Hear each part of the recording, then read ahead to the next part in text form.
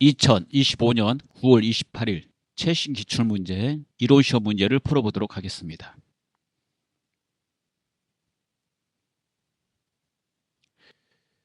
자, 1번.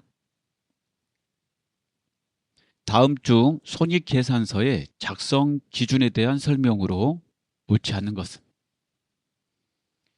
자, 보기 1번 보겠습니다. 총액주의. 수익과 비용은 총액으로 기재함을 원칙으로 한다. 자, 그렇습니다. 수익과 비용은 상계하지 않고 총액으로 기재함을 원칙으로 합니다. 보기 2번 발생주의. 비용에 대한 현금이 지출되었을 때 비용으로 인식하여야 한다. 발생주의는 수익과 비용이 발생했을 때 그 발생한 시점에 수익과 비용을 인식해야 된다는 게 발생주의입니다. 현금이 지출되었을 때 인식해야 되는 것은 현금주의에 대한 설명입니다. 그래서 2번 틀렸습니다. 3번 보기 보겠습니다. 수익비용 대응의 원칙. 비용은 그와 관련된 수익에 대응하여 인식해야 한다. 예, 그렇습니다. 4번 실현주의. 수익은 실현된 기간에 인식해야 한다. 맞습니다. 2번 문제 보겠습니다. 다음 중 자본잉여금 항목에 해당하지 않는 것은? 자본잉여금은 감자나 증자를 하다가, 즉 주식을 발행을 하거나 주식을 소각하다가 남은 돈을 말합니다. 이 자본잉여금에 해당하는 것은 주식 발행 초과금, 감자차익, 자기주식 처분이익이 됩니다. 정답은 3번입니다. 3번 매도가능증권 평가이익은 매도가능증권을 장기간 보유하면서 기말에 평가에서 발생된 이익을 말합니다. 얘는 자본에서 기타 포괄 손익 누계액에 속합니다.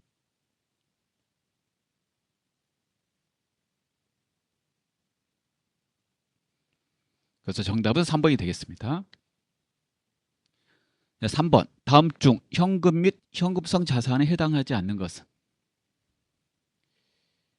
정답은 1번입니다. 선일자 수표는 미래의 날짜로 발행된 수표입니다. 그래서 일반적인 상거래에서는 선일자 수표를 매출 채권으로 처리하도록 되어 있고요. 그 개정 과목은 일반적인 상거래에서 받으러 이걸 처리합니다. 수표의 발행일이 미래의 날짜이기 때문에 발행일부터 수표는 쓸 수 있는 거거든요. 근데 이게 미래의 날짜니까 미래까지 기다려야 되는 거죠. 그렇게 되면 어음하고 똑같은 그러한 수표가 되겠죠. 그래서 상거래에서는 선일자 수표를 받으면 받으러음으로 처리합니다. 현금 및 현금성 자산은 현금, 그 다음에 요구불 예금, 그 다음에 현금성 자산, 그런 것들이 있죠. 현금에는 통화대용증권이 있고, 그 통화대용증권의 자기압수표, 타인발행 당좌수표, 우표는 증서, 사채이자 지급, 표 배당금 지급, 통지표 등이 있고요. 그 다음에 요구불 예금에는 당좌예금, 보통예금, 그 다음에 현금성 자산은 취득 당시 만기가 3개월 이내에 도래하는 유가증권 및 단기 금융상품이 있습니다. 4번 보겠습니다. 다음 중 유형자산의 취득 원가에 포함되지 않는 것은? 보기 1번 설치 장소 준비를 위한 지출, 보기 2번 구입 시 운반 비용, 보기 3번 취득세, 보기 4번 유형자산 설치 후 발생하는 보관 비용. 취득 원가에 포함이 되려면 취득 시에 정상적으로 사용하기 위해서 직접적으로 발생된 거야 돼요. 그런데 4번을 보면 설치 후라고 돼 있잖아요. 설치 후는 다 취득이 된 거죠. 만약에 설치까지 발생된 게 있다 그러면 그건 유형자산 취득원가에 포함되는 게 맞아요. 그래서 설치 후에 발생하는 보관 비용은 비용 처리합니다. 그래서 우리가 이런 걸 수익적 지출이라고 유형자산에서 이제 말을 하죠. 이게 정답은 4번이 되겠습니다.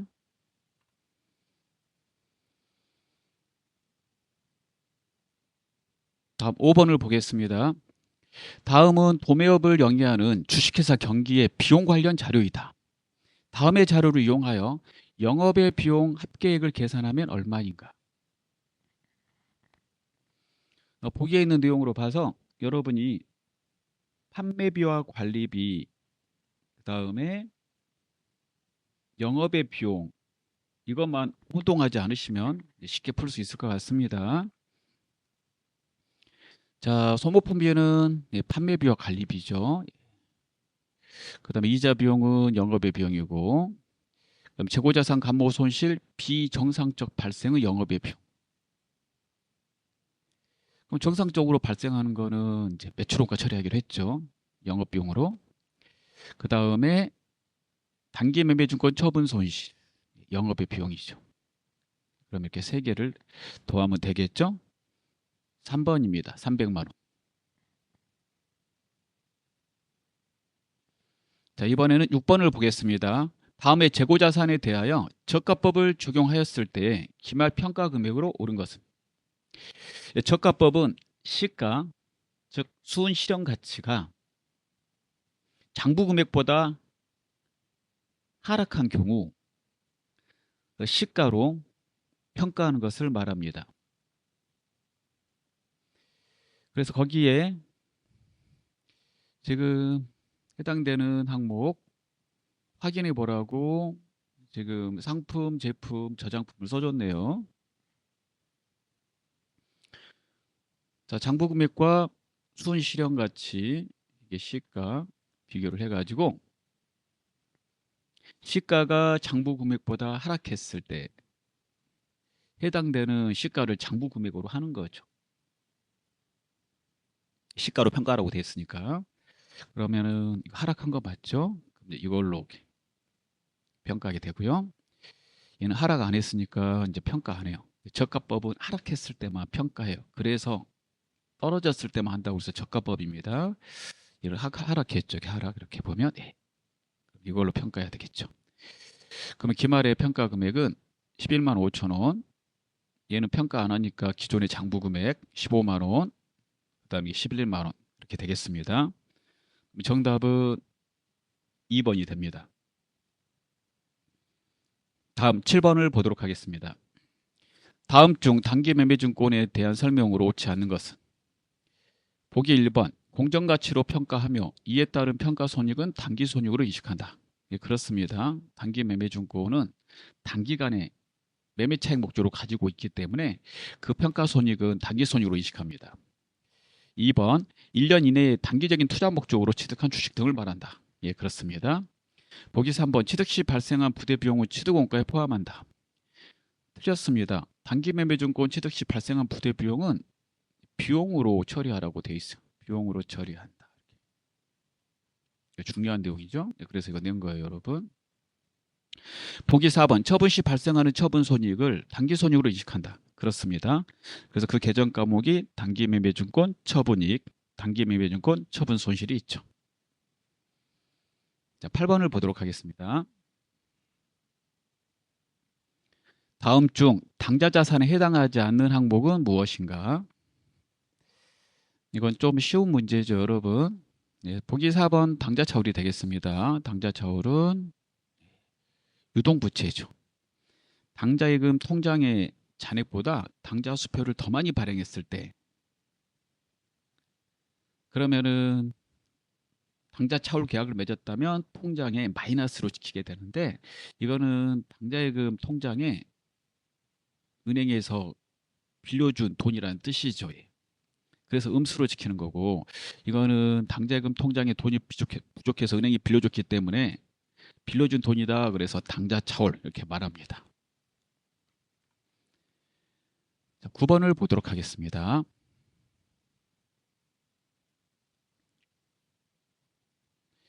자, 원가율로 넘어왔습니다. 다음 중 원가 개념에 대한 설명으로 옳은 것은? 보기 1번 직접 원가란 특정 제품의 제조에만 소비되어 특정 제품에 직접 추적하여 부과할 수 있는 원가이다. 그렇습니다. 직접 원가는 추적 가능성에 따른 분류인데요. 추적이 되면 직접 원가, 추적이 안 되면 간접 원가라고 그러죠. 그럼 정답은 1번인데요. 예, 1번이 되겠어요. 나머지 틀린 거 확인해 보겠습니다. 보기 2번. 관련 원가란 의사결정에 영향을 미치지 않는 원가로서 영향을 안 미치면 관련 원가라고 안 해요. 영향을 미쳐야 됩니다. 여러 대안 사이에 차이가 나는 과거의 원가이다. 과거의 원가가 아니라 미래의 원가입니다. 3번, 보기 3번. 원가 행태란 총 원가 발생액이 변화함에 따라 조업도 수준이 일정한 형태로 변화할 때 그 변화하는 형태를 말한다. 얘는 바뀌었어요. 이렇게 얘 바뀌었습니다. 이거 얘하고 얘가 바뀌었어요. 즉 원가 형태란 조업도 수준이 변화함에 따라 조업이라는 거는 생산을 많이 하느냐 적게 하느냐 그 생산의 정도예요. 생산을 많이 하는가 적게 하는 걸 생산하는 그 정도를 조업도라고 그래요. 그러니까 생산을 많이 하는가 적게 하는 거에 따라서 총 원가 발생액이 일정한 형태로 변화할 때 그 변화하는 형태를 원가 형태라고 합니다. 이게 두 개 바뀌었어요. 이게 바꿔서 알아두시면 되고요. 보기 4번. 기회 원가는 과거 의사결정의 결과로 이미 발생된 원가로서 현재 의사결정에는 아무런 영향을 미치지 못하는 원가이다. 과거 의사결정의 결과로 이미 발생된 원가로서 현재 의사결정에는 아무런 영향을 미치지 못하는 원가는 기회 원가가 아니라 매몰 원가라고 그래요. 매몰 원가는 소비된 원가를 말해요. 그래서 더 이상 영향을 미치지 않죠. 자, 이번에 10번을 보겠습니다. 제품의 제조와 매출에 관련된 자료가 다음과 같을 때 영업이익을 계산하면 얼마인가? 그럼 영업이익의 계산식을 알아야 되겠죠. 영업이익은 매출액에서 매출원가를 빼고 여기까지면 매출총익입니다. 여기서 판매비와 관리비, 판관비라고 쓸게요. 판관비를 빼야 돼요. 그럼 여기 보시면 매출액 주어져 있죠. 그다음에 판관비도 주어져 있잖아요. 뭐만 구하면 돼요? 매출원가를 구하면 되죠. 그럼 이 자료에서 매출원가를 구할 수 있게 자료가 제시됐을 거예요. 매출원가의 공식은 작년에 팔다 남은 제품, 기초제품 여기 있어요. 플러스 제조업이라면 단기 제품 제조원가 만든 거, 단기에 완성한 거, 단기 제품 제조원가. 단기 제품 제조원가 자료가 없네요. 여기에서 팔고 남은 거 뺀 거죠. 기말 제품. 얘는 제시됐죠, 이렇게. 얘도 제시됐고. 그러면 얘만 알아내야 되겠네. 얘만 알아내면 매출원가를 알 수가 있어요. 즉 작년에 팔다 남은 제품에서 올해 완성된 제품을 더하고 올해 팔고 남은 제품을 빼면 이게 팔려 나간 거잖아요. 그러면 단기 제품 제조원가는 원가 얘기할 때 공부했죠. 작년에 만들다 남은 거 기초 제공품 여기 제시됐죠. 그 다음에 올해 투입된 비용 단기총 여기 단기총 제조원가 여기 단기총 제조원가. 그 다음에 여기에서 올해 만들다 남은 거 기말 제공품 이렇게 하게 돼요. 자, 그럼 계산해 보겠습니다. 계산해 볼게요. 일단 단기 제품 제조원가부터 계산해 보겠습니다. 단기 제품 제조원가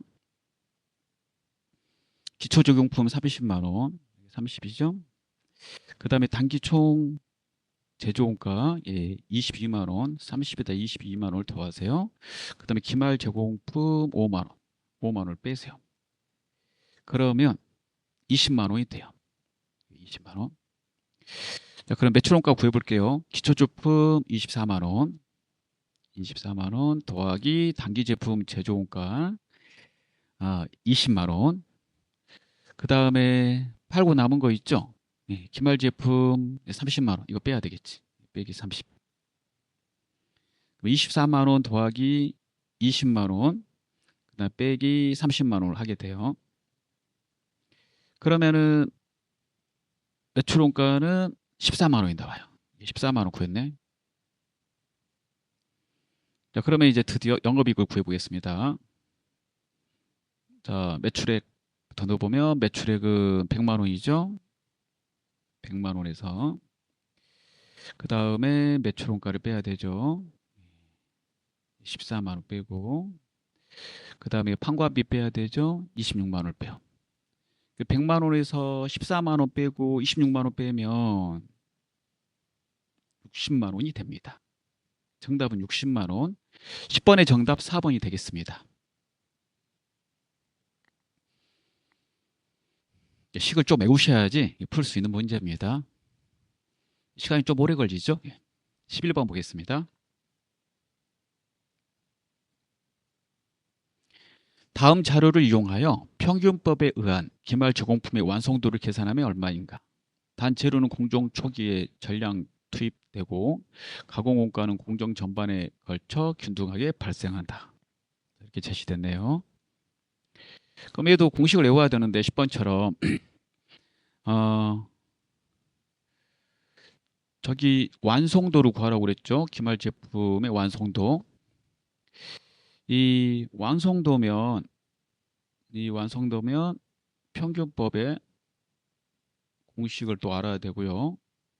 평균법의 공식을 써보면 이렇게 돼요. 여기 완성도니까 재료는 공정 초기에 전량 투입됐으니까 100% 투입됐다는 말이고 가공 원가는 공정 전반에 걸쳐서 발생한다 그랬으니까 그 완성 정도에 따라서 발생된 것이므로 가공 원가로 여기를 구해야지 완성도가 몇 퍼센트인지 알 수 있어요. 재료는 공정 초기에 전량 투입됐으니까 100%니까 이 재료는 완성도가 100%거든요. 재료 가지고는 기말 제공품의 완성도를 구할 수가 없어요. 그래서 가공 원가를 가지고 구해보도록 하겠습니다. 일단 평균법에 가공 원가 완성품 환산량은요. 이 공식을 먼저 외워야 돼요. 평균법으로 구했을 때 가공 원가의 수량 구하는 거 환산량. 자, 얘는 단기에 완성된 완성품 수량, 단기 완성품 수량에서 더하기 단기 완성품은 단기 완성품 수량을 말해요. 더하기 기말의 제공품 환산량. 환산량은 기말의 제공품 완성 안 된 거 그 수량에다가 완성도를 곱한 거죠. 자, 그러면 여기 자료에서 완성품 환산량이 35,000개 여기 제시됐어요. 완성품 수량은 제시가 안 됐어요. 그러니까 이거 구해야 되고 제시됐네? 예, 죄송합니다. 이게 3만 개 제시됐고 여기다 넣고 그러면은 이것만 구하면 되죠. 기말의 제공품 환산량만. 그러면 기말의 제공품 수량을 알아야 돼요. 기말이 완성이 안 된 수량에다가 완성도 곱하면 얘가 완성품 환산량이 나오는 거니까 지금 이 기말의 제공품 수량만 구하면 이 완성도는 금방 구할 수 있겠습니다. 그럼 기말 제공품 완성이 안 된 수량은 기초 제공품이 10,000개니까 10,000개에다가 착수한 거 얼마예요? 3만 개 이렇게 되죠. 그래서 10,000개 플러스 3만 여기에서 완성된 게 얼마래요? 3만 개. 이렇게 만약에 완성품 수량을 구해라 그러면은 기말 제공품 남아있는 수량을 써줬겠지 여러분.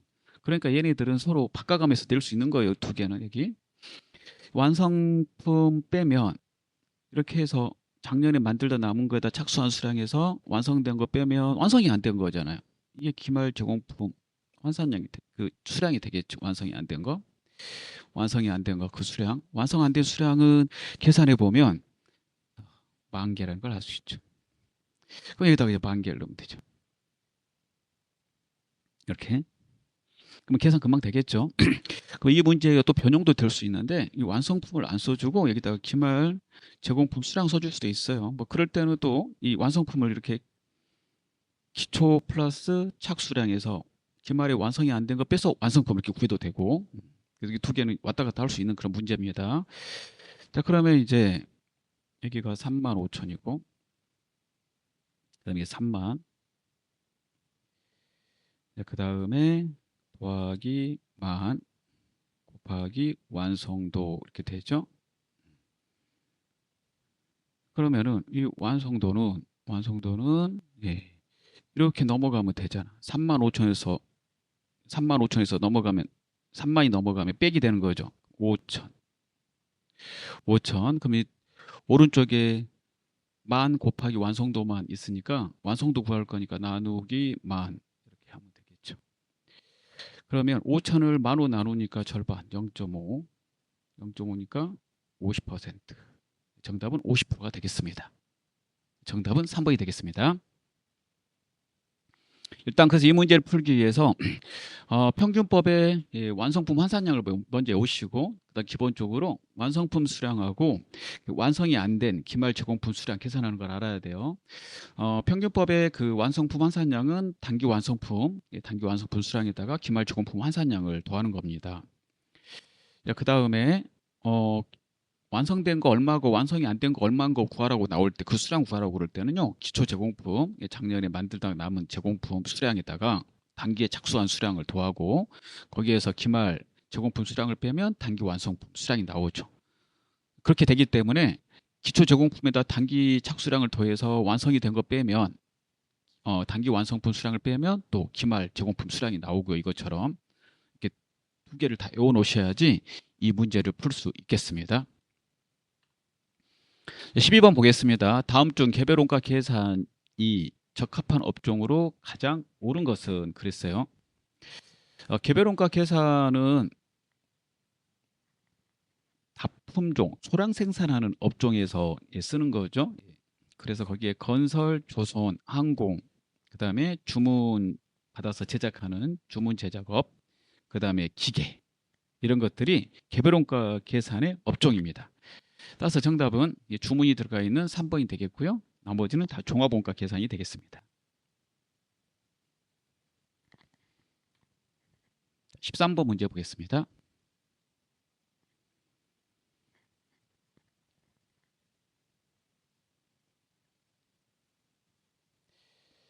다음 중 우리나라 부가가치세의 특징에 대한 설명으로 옳지 않는 것은? 보기 1번. 각 거래 단계마다 과세하는 다단계 거래 방식을 채택하고 있다. 그렇습니다.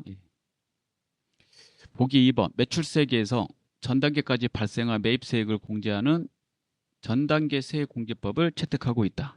그렇습니다. 부가세 계산 방식이 전단계 세액공제법입니다. 보기 3번. 화세 표준이 올라감에 따라 단계적으로 수율이 증가하는 누진세 구조이다. 3번은 소득세에 대한 설명이죠. 소득세, 법인세에 대한 설명. 정답은 3번이요. 3번. 우리나라 부가가치세는 단일세율을 적용하죠. 예, 단일세율. 그래서 다단계 거래세고 단일세율이기 때문에 이제 비례세 구조라고 말해야 돼요. 자, 보기 4번. 국제 거래 저와의 이중 과세를 방지하기 위해 소비주구 과세 방식을 적용한다. 그렇죠? 소비주구 과세 원칙을 적용하고 있고, 그래서 수출하는 저와에 대해서는 0%, 즉 영세율을 채택하고 있는 거죠. 14번 보겠습니다. 다음 중 부가가치세법상 간이과세자에 대한 설명으로 옳지 않는 것은? 보기 1번. 간이과세자의 경우 일반적으로 1년을 과세기간으로 한다. 맞습니다. 보기 2번. 직전연도 공급 대가가 4,800만 원 이상 1억 400만 원 미만에 해당하면 간이과세자 재적용을 신청할 수 있다. 그렇습니다. 단 간이과세를 포기할 당시에 직전연도 공급 대가 합계액이 4,800만 원 미만이어야 됩니다. 보기 3번. 간이과세자 포기 신고서를 제출할 경우 그 다음 연도 1월 1일부터 일반 과세자가 적용된다. 이거 틀렸어요. 간이과세자 포기 신고서를 제출한 경우 일반 과세자가 적용되는 거는 일반 과세자 적용을 받는 달의 1일부터 적용됩니다. 1일부터.